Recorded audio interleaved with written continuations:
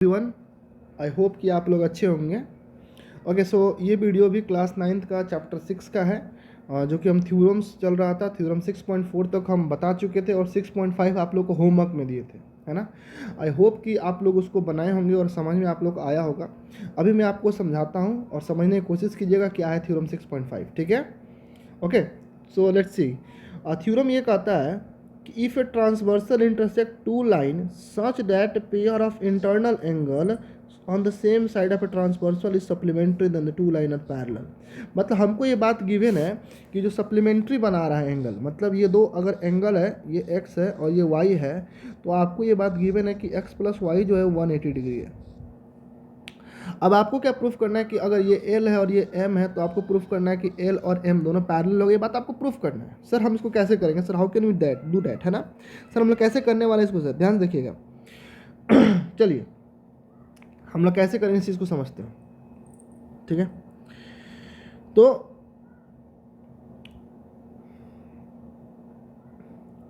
देखिएगा, हम इसको कह सकते हैं कि अगर ये x है, ये वाला x है, तो इसे हम क्या कहेंगे 180 माइनस एक्स। क्लियर है ना, कोई दिक्कत नहीं है। कहीं कोई दिक्कत है तो बोल सकता है भाई बिल्कुल हमको कोई दिक्कत नहीं सर, ये x होगा तो ये 180 माइनस एक्स होगा, हमको कोई दिक्कत नहीं है। अगर मुझे ये बात गिवन था कि इन दोनों का सम 180 है, मतलब x प्लस वाई 180 है, तो अगर मैं यहाँ से y का वैल्यू निकालूंगा तो कितना होगा 180 माइनस एक्स हो जाएगा। मतलब इस y के जगह पे मैं लिख सकता हूँ 180 माइनस एक्स। सबको समझ में आ रहा होगा हम क्या करने वाले हैं, हम कर क्या रहे हैं। अगर ये x है, मैं फिर से समझा रहा हूँ, ठीक है, समझने की कोशिश कीजिएगा, ठीक है। या मैं नया पेज ही ले लेता हूँ समझाने के लिए। देखिए, हमको गिवन ये बात था कि सर ये एंगल x है और ये एंगल y है, लेट सपोज। तो हमको ये बात गिवन था कि x प्लस वाई का सम 180, ठीक है। अब हमको ये जो लाइन है L और M, हमको प्रूफ करना है कि L is parallel to M। Sir how can we do that, हम लोग कैसे करने वाले हैं, तो जरा चीज़ों को समझते हैं, थोड़ा सा अंडरस्टैंडिंग बढ़ाते हैं हम लोग, ठीक है। सर अगर ये x प्लस वाई 180 है, तो अगर मैं यहाँ से y का वैल्यू निकालूंगा तो क्या होगा सर, ये 180 माइनस एक्स हो जाएगा। इसका मतलब क्या है कि जहाँ पे हम y लिखे हैं, इस जगह को हम हटाकर और यहाँ पे हम क्या लिख सकते हैं 180 डिग्री माइनस एक्स। क्लियर है, ये डिग्री है, ठीक है। दूसरी बात ये है कि सर अगर ये x है, तो ये वाला जो होगा ये 180 माइनस एक्स होगा। क्यों होगा, बाय लीनियर पेयर, ये और ये दोनों मिलाकर 180 होगा, क्योंकि स्ट्रेट लाइन और ये एक रे है, ठीक है। आप लोगों को दिख रहा होगा ये एक रे है और एक स्ट्रेट लाइन है, तो यहाँ पे फॉर्मेशन जो होगा बाय लीनियर पेयर 180 होगा। तो अगर ये x है तो ये 180 माइनस एक्स होगा। अब हम देख पाएंगे कि ये 180 माइनस एक्स है, मैं इसको दूसरा कलर ले लेता हूँ। अगर ये 180 माइनस एक्स है और ये भी 180 माइनस एक्स है, तो ये दोनों इक्वल हो गया, है ना। तो हम लिखेंगे दीज आर इक्वल, है ना। ये एंगल का नाम लिख देंगे, what ever the angle is. हम थ्योरम्स को एक सिस्टम वैसे लिखेंगे, हम आपको समझा रहे हैं, फिर आपको लिख कर भी दिखाएंगे। तो ये दोनों एंगल इक्वल हो गया, तब हम कहेंगे by the converse of corresponding angle L is parallel to M. अगर करस्पॉन्डिंग एंगल इक्वल होता है तो ये तभी पॉसिबल है जब लाइन क्या हो, पैरेलल हो। इसी बात को आपको लिखना है। अब लिखेंगे कैसी बात को जरा समझाते हैं आपको, ठीक है। देखिए कैसे लिखेंगे, है ना। Let's suppose this is A, this is B, this is C, this is D, this is E, this is F, this is G, this is H। तो सबसे पहले लिखेंगे गिवन। गिवन में लिखेंगे एंगल ए बी एफ, ए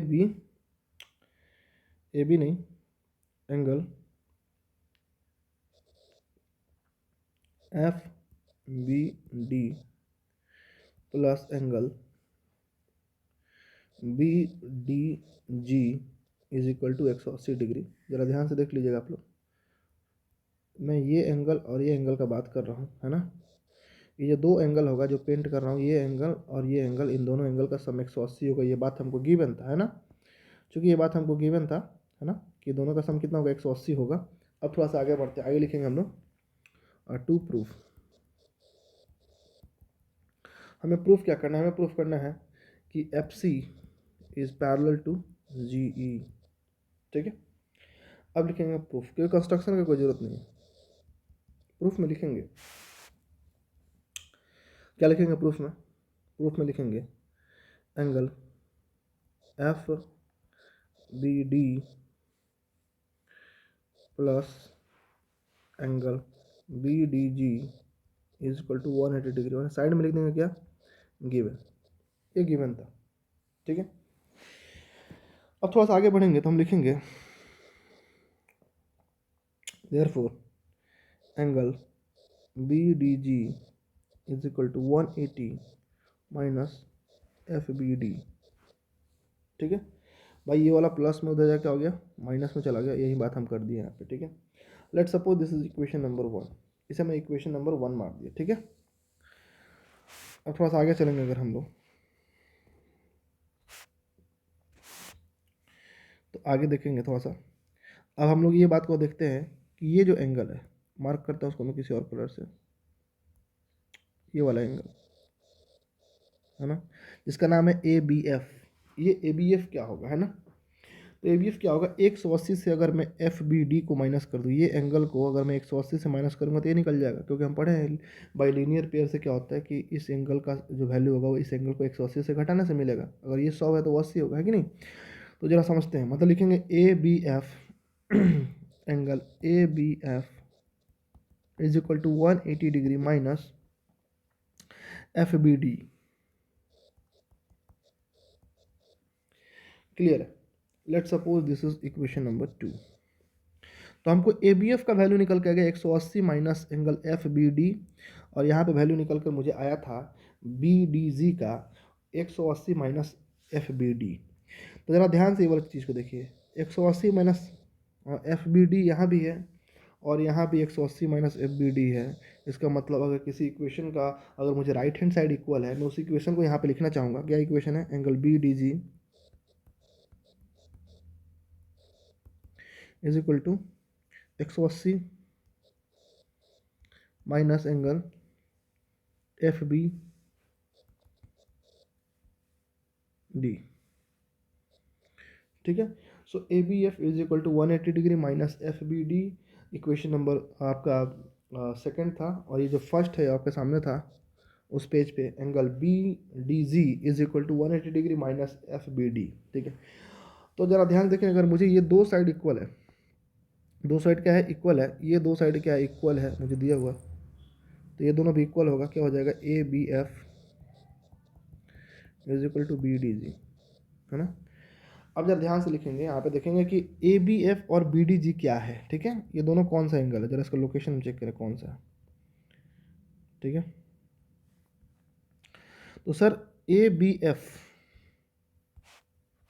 तो sir ए B F ये वाला angle है, ऊपर वाला सर, है ना, और बी डी जी ये वाला एंगल है, आप लोगों को दिख रहा होगा। तो ये जो दो एंगल है ना, ये दो एंगल इक्वल है। अब हम देख पा रहे हैं कि ये दोनों एंगल करस्पॉन्डिंग एंगल है। क्या, कौन सा एंगल है, करस्पॉन्डिंग एंगल है। तो यहाँ पे स्टेटमेंट क्या यूज करेंगे, these are corresponding angles, therefore कौन सा साइड है, एफ सी, और इज पैरेलल टू जी ई, और यहाँ साइड में लिखेंगे कॉन्वर्स ऑफ, याद आ रहा है कौन सी converse, converse of corresponding angle axiom, corresponding angle axiom. जो करस्पॉन्डिंग एंगल का एग्जाम है उसका ठीक कन्वर्स हम क्या करेंगे, कन्वर्स क्या कहता है, कन्वर्स ये कहता है कि सर अगर आपका करस्पॉन्डिंग एंगल इक्वल होगा तो वो तभी पॉसिबल है जब लाइन क्या होगा, पैरेलल होगा, ठीक है। आई होप कि ये थ्योरम आप लोग क्लियर हो गया। स्क्रीनशॉट लेना है तो आप स्क्रीनशॉट ले सकते हैं, ठीक है, ठीक है। चलिए आगे चलते हैं हम लोग,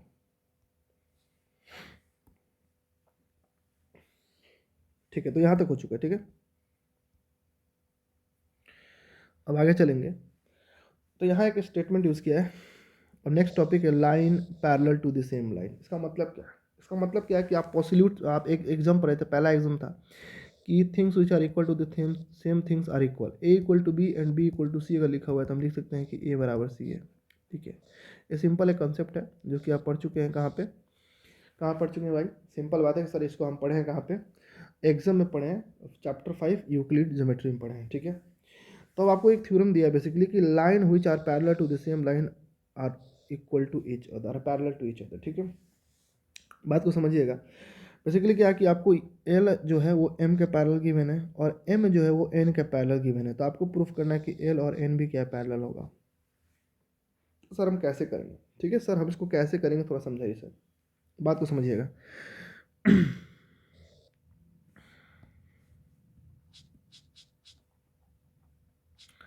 तो सर हम इसको ऐसे करेंगे कि सर हम देख पा रहे हैं कि अगर एल और एम पैरेलल है तो ये एंगल 1 और एंगल 2 इक्वल होगा। क्यों इक्वल होगा, 1 इक्वल टू 2 क्यों होगा, इसलिए होगा क्योंकि ये दोनों के दोनों करस्पॉन्डिंग एंगल है। कौन सा है, करस्पॉन्डिंग एंगल, ठीक है। तो 1 2 बराबर होगा, ठीक है। सर अगर m और n पैरेलल होगा तो एंगल 2 और 3 भी बराबर होगा। क्यों बराबर होगा, एंगल 2 और 3 इसलिए बराबर कि ये भी करस्पॉन्डिंग है। y की जगह लिख दीजिएगा क्या होगा, करस्पॉन्डिंग एंगल, ठीक है। वही ऊपर वाला बात है, ठीक है। करस्पॉन्डिंग एंगल क्या कहता है, करस्पॉन्डिंग एंगल इक्वल होता है जब लाइन क्या हो, पैरेलल हो, ठीक है। तो सर यहाँ बिल्कुल सही बात है कि लाइन पैरेलल गिवन है तो करस्पॉन्डिंग एंगल इक्वल होगा, तो 2 और 3 भी बराबर होगा, ठीक है। अगर ध्यान से देखिएगा यहाँ पे लिखा है कि एंगल 1 बराबर 2, एंगल 1 बराबर 3, सॉरी एंगल 1 बराबर 2, एंगल 2 बराबर 3। एंगल 1 2 के बराबर है, 2 3 के बराबर है, तो हम ये भी तो कह सकते हैं कि 1 2 के बराबर 2 3 के बराबर, 1 इज इक्वल टू 3 कह सकते हैं ना। तो हम ये अगर कह दिए कि 1 जो है 3 के बराबर है, तो हम फिर देख रहे हैं कि अगर बीच वाले को भूल जाए, बीच वाले को क्या करें, भूल जाए, है ना। अगर फिगर ऐसा हो जाए, यहाँ पे 1 है और यहाँ पे क्या है, 3 है। अब देख पा रहे होंगे आप लोग, यहाँ 1 है और यहाँ पे 3 है, तो हम अभी भी देख पा रहे हैं कि ये 1 और 3 भी करस्पॉन्डिंग एंगल है और ये तभी इक्वल होता है, तभी इक्वल होता है जब ये दो लाइन क्या होगा, जो भी लाइन है क्या है, एल है और एन है, ये दोनों लाइन क्या होगा, पैरेलल होगा, therefore L is parallel to N, ठीक है। यही बात यहाँ पे लिखा हुआ है। फिर से थोड़ा समझ लीजिएगा, थोड़ा सा एक बार समझ लीजिए, फिर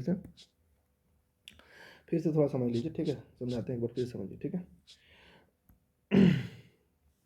सर हमको गिवन था कि 1 और 2 बराबर होगा। क्यों बराबर होगा, क्योंकि दोनों करस्पॉन्डिंग एंगल है, ठीक है। सर हमको ये भी बात गिवन था कि 2 और 3 भी इक्वल होगा, क्योंकि ये भी क्या है, करस्पॉन्डिंग एंगल है। तो हम कह सकते हैं कि अगर 1 2 के बराबर है, 2 3 के बराबर है, तो 1 और 3 भी बराबर होगा। अब हम कहेंगे कि 1 और 3, अगर बीच में हम 2 को भूल जाए, बीच में क्या करें हम, 2 को भूल जाए,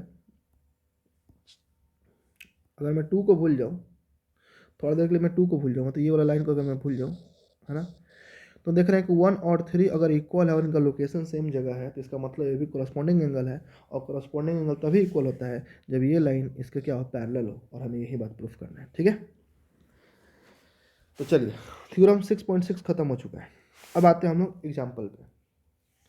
आई होप कि आप लोगों को क्लास अच्छा लग रहा हो। अगर क्लास अच्छा लग रहा है तो मेक श्योर कि आप लोग चैनल को सब्सक्राइब किए हों, है ना, और शेयर जरूर कीजिएगा, बिल्कुल शेयर कीजिएगा, ठीक है। लिटिल सपोर्ट जो है आप लोग का वो मुझे काफ़ी हेल्पफुल होगा। सो कि आप लोग इस चीज़ को बहुत शेयर कीजिएगा, ठीक है, अगर आप लोगों को क्लासेस अच्छा लग रहा है तो।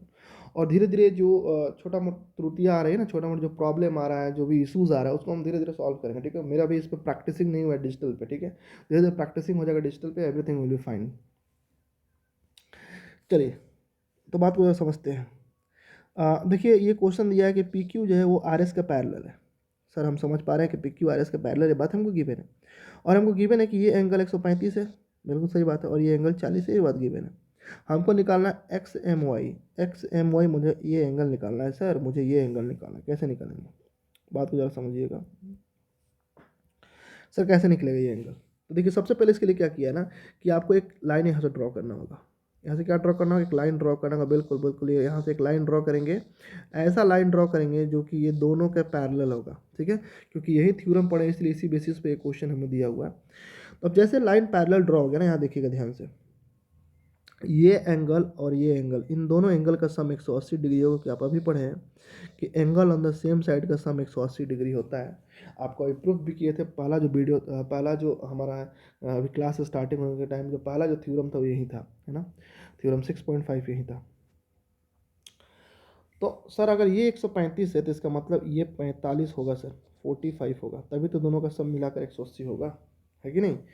डेफिनेटली बिल्कुल सही बात है। अच्छा हमने आपको बताया था कि अल्टरनेट इंटीरियर एंगल, अगर बताए होंगे तो ठीक बात, नहीं बताएंगे तो अच्छी बात है, समझ लीजिए दोबारा से। देखिए जैसे कि ये अगर पैरेलल लाइन है ना, तो अल्टरनेट इंटीरियर एंगल ये होता है।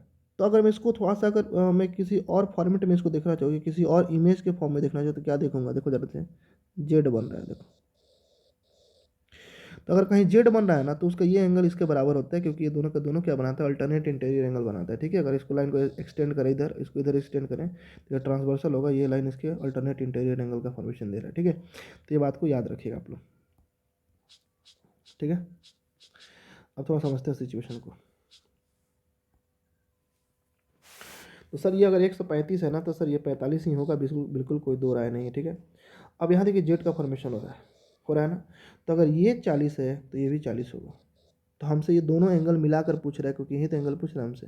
तो 45 और 40 को जोड़ देंगे तो 85 इसका क्या होगा, आंसर आ जाएगा। बिल्कुल सही बात है। ठीक है, बिल्कुल सही बात है कि नहीं? थोड़ा समझ लीजिए फिर से एक बार समझिए इसको।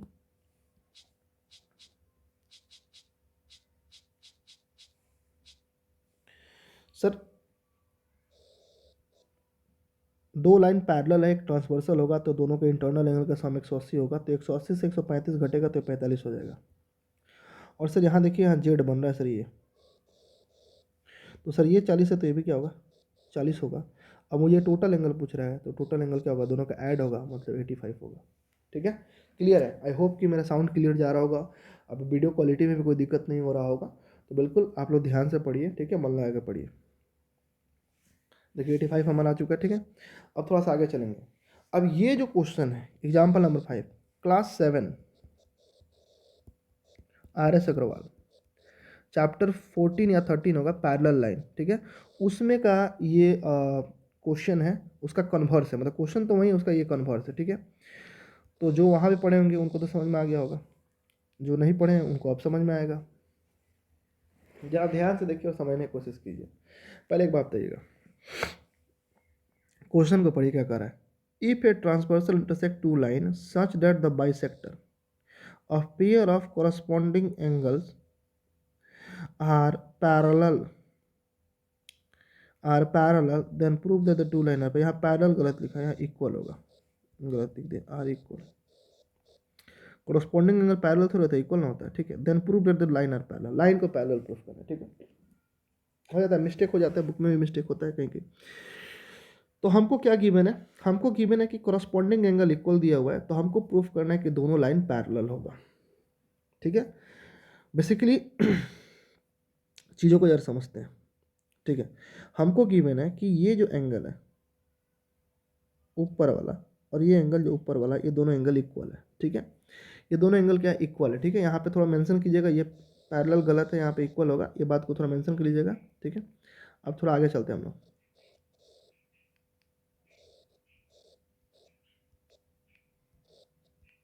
ठीक है, तो सर हमको गिवन है कि ये जो एंगल होगा ना, ये वाला इसके बराबर होगा। ठीक है, मैं एक बात जानना चाहता हूँ, सपोज करो कोई ए और बी है,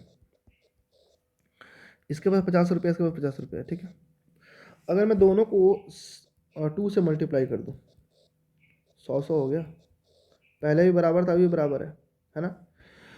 तो मतलब क्या है कि हम ये बात पढ़ चुके हैं, क्लास 6-7 में पढ़े होंगे, 5-6-7 में, कि रेशियो में किसी भी चीज़ से मल्टीप्लाई, क्लास 8 में ही पढ़ना है, चैप्टर 1 RS अग्रवाल और रैशनल नंबर, वहाँ एक थ्योरम भी पढ़ना है कि रैशनल नंबर के न्यूमरेटर और डिनोमिनेटर में सेम नंबर से मल्टीप्लाई करेंगे तो कोई फ़र्क नहीं पड़ेगा, वो जीरो नहीं होना चाहिए। ठीक है, तो बेसिकली क्या है कि हम ये कहना चाहते हैं कि अगर कोई चीज़ इक्वल है ना, तो उसमें सेम दोनों साइड में है ना, LHS और RHS में सेम नंबर से मल्टीप्लाई करेंगे, नॉन जीरो नंबर से, याद रखिएगा ये नॉन जीरो नंबर होना चाहिए, जीरो नहीं होना चाहिए। तो हमेशा क्या होगा, रिजल्ट हमेशा इक्वल ही आएगा, उसमें कोई फ़र्क नहीं पड़ेगा। ठीक है, अब समझते हैं हम ये चीज़ क्यों बताएं। देखिए यहाँ बाइसेक्टर का बात कह रहा है, मतलब कह रहा है कि ये जो ABQ है ना, टोटल एंगल ABQ, इसको ये जो रे है वो दोनों इक्वल पार्ट में डिवाइड किया, और साथ में जो BCS है ना, इसको भी ये जो DG है वो इक्वल पार्ट में डिवाइड किया है। ठीक है, ये बाइसेक्टर गिवन है। ठीक है, बाइसेक्टर बेसिकली गिवन है, आप लोगों को दिख भी रहा होगा फिगर में, बाइसेक्टर मतलब यहाँ इक्वल पार्ट से डिवाइड किया, दिखाई दे रहा होगा आप लोगों को, चाहेंगे तो थोड़ा सा देख लीजिए जूम करके, है ना, दिख रहा होगा आपको, थोड़ा मैं जूम ही करके आपको समझा देता हूँ। ठीक है, ठीक है,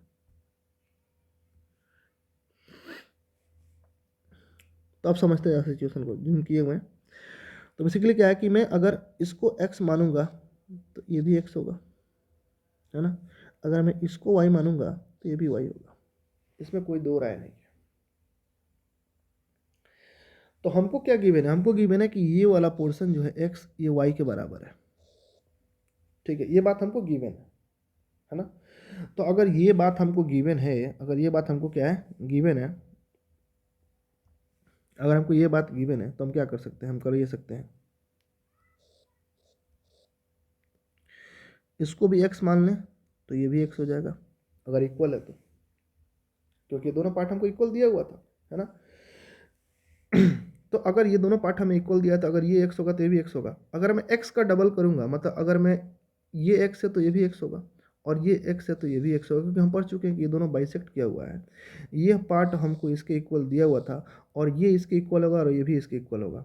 तो मैं देखूंगा ये टोटल एंगल जो होगा यहाँ भी 2x हो रहा है और यहाँ भी टोटल एंगल 2x हो रहा है ना।